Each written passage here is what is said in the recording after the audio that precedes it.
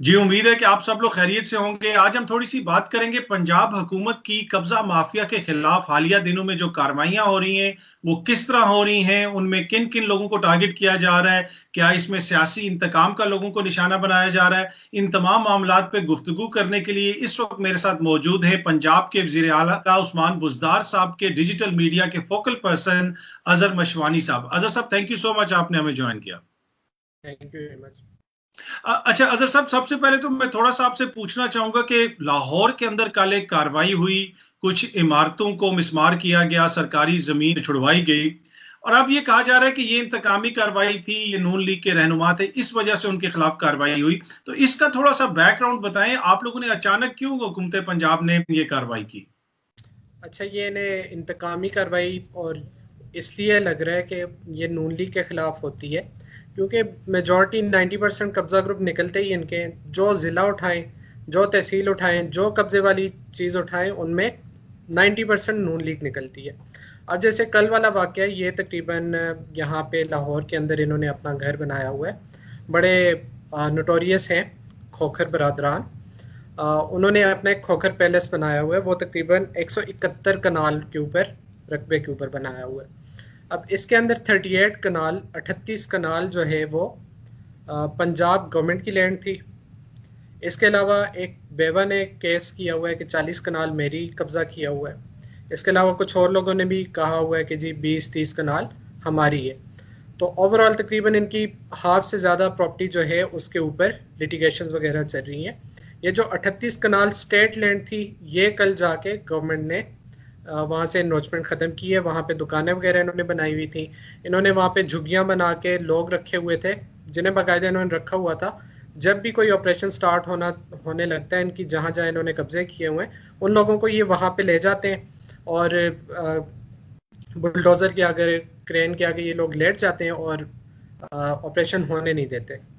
तो उन लोगों को वहाँ से हटाया गया। इसके अलावा एक घर बना हुआ था 5 कनाल का, तो उसको पंजाब गवर्नमेंट ने सील किया, अपने कब्जे में लिया, और इंशाल्लाह वहाँ पे पनाहगाह इसी तरह का कोई हम वहाँ पे कोई वेलफेयर वगैरह का कोई काम स्टार्ट करेंगे इंशाल्लाह। ठीक, इनके हवाले से कहा जा रहा है, जिस साहब का आपने भी जिक्र किया, कि ये मुतहरिक थे लाहौर की सियासत में, एक तरह से चैलेंज थे पंजाब हुकूमत के लिए। लाहौर में इन्होंने जलसा भी करवाया पीडीएम का, और उसकी वजह से फिर दिसंबर के महीने में ये तमाम एफआईआर वगैरह दर्ज हुई। कुछ सहाफ़ी भी इस हवाले से बातें कर रहे हैं कि उस जलसे के बाद जनाब ये इंतकामी कार्रवाइयां शुरू हुई। तो ये क्या कोई नया केस था या कोई ऑन गोइंग पहले से केस था?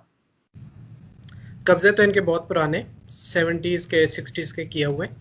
अच्छा, जो कहा जा रहा है कि ये जलसे की वजह से, जलसे जिस बंदे ने वो जलसा करवाया है उन्हें तो पीटीआई मतलब मिठाई भेजे या जेब से उन्हें पैसे दे और जेब से कोई चीज़ लेके दे, कि जिस तरह का उन्होंने माशाल्लाह जलसा करवाया है। पीडीएम का जनाजा निकाल दिया और सारी जो हवा भरी जा रही थी उसके अंदर हर तरफ से वो सारी निकल गई उसके बाद। और ये वाकई नून लीग के काफ़ी करीबी हैं। नवाज शरीफ साहब मरीम नवाज के काफ़ी करीबी हैं।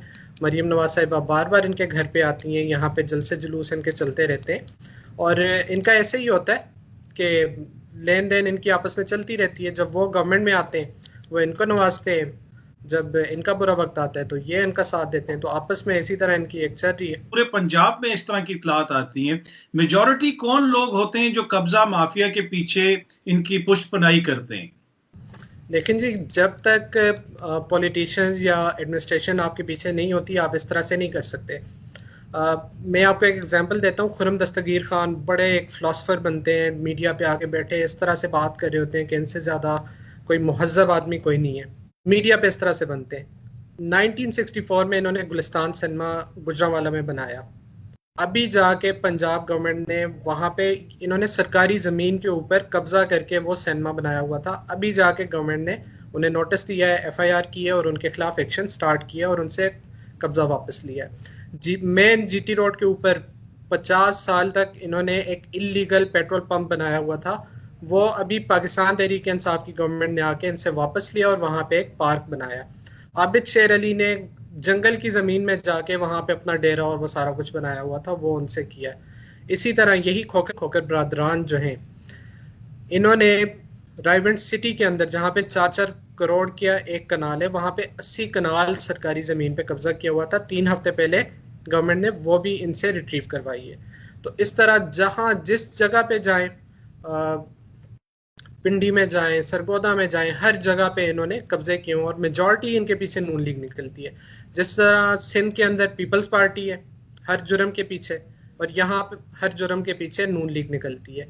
अभी जो नए सीसीपी आए उन्होंने आते साथ ही एक ग्रैंड ऑपरेशन किया, उसके अंदर उन्होंने कोई 97 लोगों को अरेस्ट किया जो बड़े बड़े गुंडे और लोगों के वो करवाते हैं, कब्जे वगैरह करवाते हैं। उनमें से भी मेजॉरिटी नून लीग की निकली। तो ये जहां भी देखा जाए नून लीग और पीपल्स पार्टी इनके पीछे निकलते हैं। अच्छा, अगर इस लैंड की जमीन की मालियत की बात की जाए, अगर rough idea, obviously exact figures की तो हो सकता है आपको मालूम ना हो, ओवरऑल ये कितने की हम बात कर रहे हैं? अगर हम पूरे पंजाब की बात करें, क्या ये करोड़ों में हम बात कर रहे हैं इस लैंड की जिन पे कब्जा है, या अरबों में? अभी तक हमारे 2.5 सालों के अंदर हमने 185 बिलियन रुपीस की मालियत की जमीन, जो कि सरकारी जमीन थी, लोगों से वापस करवाई है। 185 बिलियन रुपीस एस्टिमेटेड उसकी जो वैल्यू है जमीन की, और ये जो कल करवाई है ये तकरीबन 1.25 अरब रुपए की है। तो उन लोगों के खिलाफ क्या कार्रवाई हो रही है जो इतने अरसे से सोए हुए थे? इसलिए कि ये चीजें तो आज, जिस आपने भी जिक्र किया, 60-70 से चल रही हैं। तो जो महकमे इसके लिए जिम्मेदार थे, क्या उनके अंदर भी कोई ओवरऑलिंग आप कर रहे हैं, कोई इस्लाहत ला रहे हैं, कुछ कर रहे हैं उस हवाले से? अच्छा, सबसे पहले तो मैं तादीबी कार्रवाई की जो आप बात करें, माजी में ऐसा कभी नहीं होता था। मतलब कब्जा छुड़ा लिया, लेकिन कब्जे के जो जिम्मेदार लोग थे जिन्होंने कब्जा, जाहिर है कोई पटवारी, गिरदावर, असिस्टेंट कमिश्नर उसके अंदर शामिल होते हैं, या एलडीए वाला कोई उसके अंदर बंदा शामिल होता है जो करवाता है। तो माजी में कभी उनके खिलाफ एक्शन नहीं होते थे। अभी पंजाब एंटी करप्शन जो भी एक्शन ले रहा है, जहां से भी जमीन वापस ले रहा है, जो बंदा इन्वॉल्व था, जिसने वो कब्जा करवाया था, उसके खिलाफ भी एफआईआर हो रही है और उसके खिलाफ भी एक्शन हो रहा है, और कई लोगों को जॉब से बर्खास्त किया गया, निकाला गया। ठीक है। अच्छा, अब आप वज़ीर आला के फोकल पर्सन है डिजिटल मीडिया के लिए। इस हवाले से जो भी इतलात आती हैं, खबरें आती हैं, आप भी अपने ट्विटर पे शेयर करते हैं, लेकिन जो मुखालफीन है या मुतासरीन है इस सारे अमल के, वो भी हाई कोर्ट जाने से पहले रिट दाखिल करते हैं ट्विटर के ऊपर। कल एक बड़ी सीनियर रहनुमा ने जिक्र किया कि ये तो सारी इंतकामी कार्रवाई है।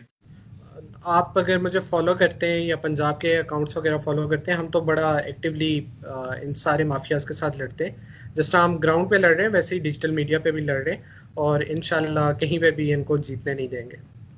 अच्छा, आखिरी क्वेश्चन आपसे करूंगा अजहर साहब के, अभी लाहौर के अंदर तो ये ऑपरेशन हमें नजर आ रहे हैं और चंद बड़े नामों का आपने जिक्र भी किया, खुरम दस्तगीर साहब का गुजरांवाला में, फैसलाबाद में आपने आबिद शेर अली साहब का किया। लेकिन देखिए, हमारी 20-22 करोड़ की आबादी है, सिर्फ एक जमात से तो ताल्लुक नहीं हो सकता ना सारे कब्जा माफिया से। हो सकता है पीटीआई के अंदर भी हो, दीगर शहरों के अंदर भी हो।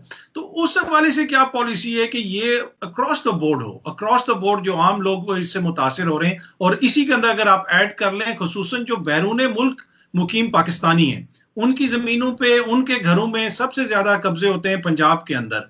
तो इस हवाले से क्या आप लोगों की हिकमत अमली है या स्ट्रेटजी है? अच्छा, अभी मैं जब आपसे बात कर रहा था तो मैंने कहा 90% तकरीबन इसके पीछे नून लीग निकलती है, तो बाकी 10% भी है। जाहिर है बुरे लोग, इस तरह के लोग हर एक मुआशरे में होते हैं, हर एक पार्टी में, हर जगह पे, और अक्रॉस द बोर्ड उनके खिलाफ एक्शन हो रहा है। और जिस तरह आपने ओवरसीज पाकिस्तानीज की बात की, ओवरसीज पाकिस्तानीज कमीशन है पंजाब के अंदर, वहाँ पे आप बाकायदा उनकी वेबसाइट पे जाके वहाँ पे कंप्लेंट कर सकते हैं। सिटीजन पोर्टल के थ्रू कंप्लेंट्स आती हैं। पंजाब ओवरसीज कमीशन जो है उसको फॉलो अप करता है बाकायदा, इनके पास डीआईजी लेवल के ऑफिसर्स हैं। इसके अलावा हाई कोर्ट के अंदर एक बेंच बना हुआ है जो ओवरसीज पाकिस्तानीज के केसेस को देखता है। तो काफ़ी एक्टिवली काम हो रहा है अब इसके ऊपर। लेकिन इस पे फर्दर भी डिटेल्स इंशाल्लाह लेके शेयर करूंगा। ठीक है, thank you so much Azhar साहब, बहुत शुक्रिया। Thank you very much.